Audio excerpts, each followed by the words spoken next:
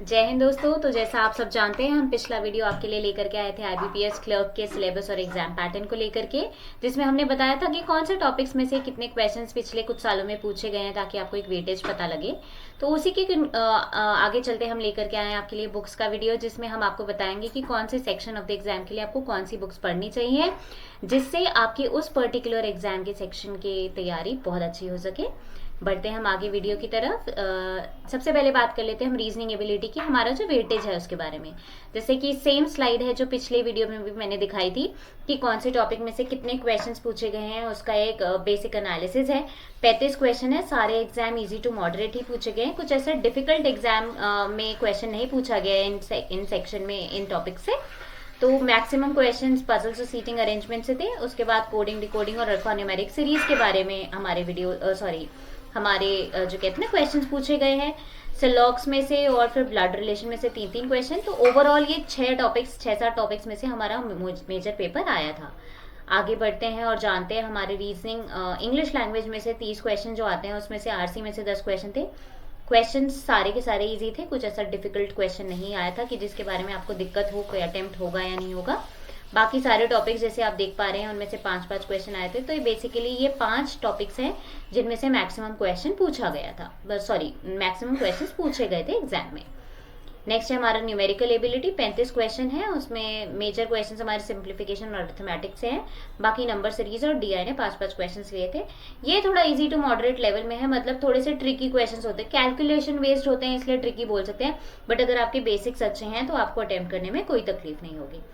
अब चलते हैं हम कि हमें कौन सी बुक्स रेफर करनी चाहिए इस पर्टिकुलर सेक्शन को पढ़ने के लिए।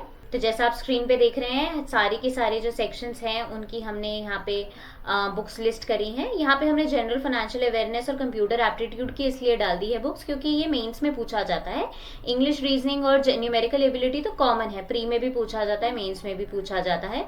तो हमने बुक्स का लिस्ट आपको प्री और मेन्स दोनों के हिसाब से दे दिया है।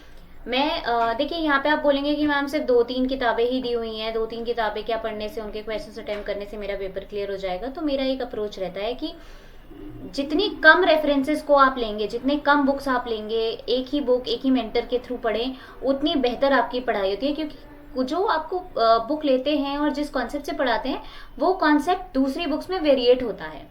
तो वो वेरिएशन ना लेकर के आए, एक किताब पढ़ें, क्वेश्चंस लगाने के लिए 2-3 किताब और पढ़ें, मॉक टेस्ट लगाएं, वो बेहतर है rather देन 10 किताबों से पढ़ने से।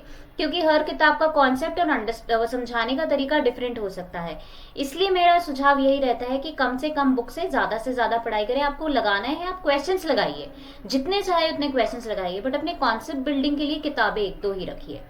चलिए, इंग्लिश लैंग्वेज में जैसे आप देख पा रहे हैं रेनन मार्टिन, ये तो एवरग्रीन बुक है। सब बोलते हैं कि ग्रामर के लिए रेनन मार्टिन उठा लो, और ऑब्जेक्टिव जो जनरल इंग्लिश होती है उसके लिए Arihant publication is the best book.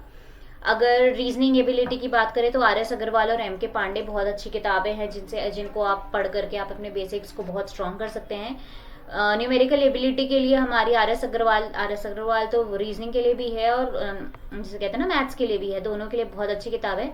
साथ ही साथ अरुण शर्मा भी अच्छी है अगर DI अटेम्प्ट करना है, क्योंकि DI में से काफी अच्छे क्वेश्चन पूछे जाते हैं, तो अरुण शर्मा लगाएं। अगर हम जनरल अवेयरनेस और फाइनेंशियल अवेयरनेस की बात कर रहे हैं तो वही मनोरमा ईयरबुक ऐसे बिना सोचे उठा लीजिए। पिछले 6 से 8 महीने के जो जनरल जीए है वो तो बिल्कुल रट लीजिए। स्टैटिक जीके पोर्शन जो एनसीईआरटी का है उसको रट लीजिए, क्योंकि ये सबसे ज्यादा स्कोरिंग सेक्शन है। स्कोरिंग एज इन मतलब आपको आंसर पता है तो टिक करो, नेगेटिव मार्किंग का स्कोप ही नहीं है। इसीलिए आपको अपने जो ये लास्ट 6-8 महीने का जो जीके है ना, उस पर बहुत पकड़ बनानी पड़ेगी। आते हैं कंप्यूटर एप्टीट्यूड के सेक्शन पे। इसकी बेसिक किरण प्रकाशन, प्रदीप सिन्हा और ई बालागुरु स्वामी, बहुत अच्छी फंडामेंटल ऑफ कंप्यूटर की बहुत अच्छी बुक है। ये 3 बुक्स को आप रेफर करें। इनमें मोस्टली आपको सारे टॉपिक्स मिल जाएंगे जो आपके एग्जाम में पूछे जाते हैं मेंस लेवल पे, और इन 3 बुक्स में से आप अपनी पढ़ाई करें। यस, पढ़ाई करना, कॉन्सेप्ट बिल्डिंग अलग चीज है, बट उस कॉन्सेप्ट को अप्लाई करना अलग चीज है। वहीं पे आता है टेस्ट सीरीज का रोल, मॉक टेस्ट का रोल, टॉपिक वाइज टेस्ट का रोल। ये किताबें जरूर पढ़ लीजिए, अच्छे से कॉन्सेप्ट्स बिल्ड कर लीजिए। उसके बाद जितना हो सके आप टेस्ट सीरीज अटेम्प्ट कीजिए। और साथ में आपको मैं बता दूं कि CGR की तरफ से भी एक बहुत अच्छा टेस्ट सीरीज जो है वो लॉन्च हुआ है सिर्फ एक्स सर्विसमैन के लिए, जहां पे आप अपनी रैंकिंग सिर्फ और सिर्फ एक्स सर्विसमैन के साथ कंपेयर कर सकते हैं, क्योंकि हमारे पोर्टल पे सिर्फ एक्स सर्विसमैन ही आकर के टेस्ट सीरीज देते हैं। इसकी खास बात यह है कि हम आपको हर रोज एक फ्री क्विज देते हैं जिसमें आपको 20 क्वेश्चंस मिलते हैं, 20 मिनट में आपको अटेम्प्ट करने पड़ते हैं, जिससे आपको ये पता चलता है कि आपकी तैयारी किस लेवल की चल रही है, कौन से टॉपिक्स पे और ज्यादा फोकस करने की जरूरत है।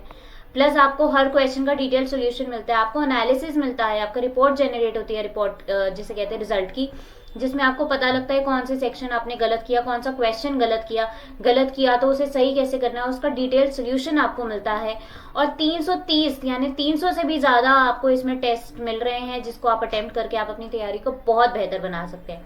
एंड ये सब कुछ आपको मिलता है सिर्फ 699 में, 1 साल की वैलिडिटी के साथ। तो बहुत अच्छा कोर्स है। मैं चाहती हूँ कि आप इसे रजिस्टर करें और अपने लास्ट मिनट जो एग्जाम की तैयारी रह गई है, जिसे कहते हैं ना कि लास्ट मिनट पे कुछ नया नहीं पढ़ना लगाने हैं तो सिर्फ क्वेश्चन लगाइए, वो डेफिनेटली आप यहाँ आकर के लगा सकते हैं। और अगर टेस्ट सीरीज से रिलेटेड आपको कोई भी डाउट है, आपको लगता है कि कुछ आपको नहीं समझ में आ रहा या आपको कंफ्यूजन है, आप आइए, हमारा कॉन्टैक्ट नंबर यहाँ पे दिया हुआ है, आप उस पर कनेक्ट कीजिए, ईमेल आईडी सपोर्ट का दिया है, आप उस पर मेल लिखिए, हम डेफिनेटली आपकी प्रॉब्लम को रिजॉल्व करेंगे। और आशा यही करेंगे कि आप जल्द से जल्द बहुत अच्छे से अपना IBPS क्लर्क का एग्जाम कर लें और एक वैकेंसी अपने लिए ग्रैब करें।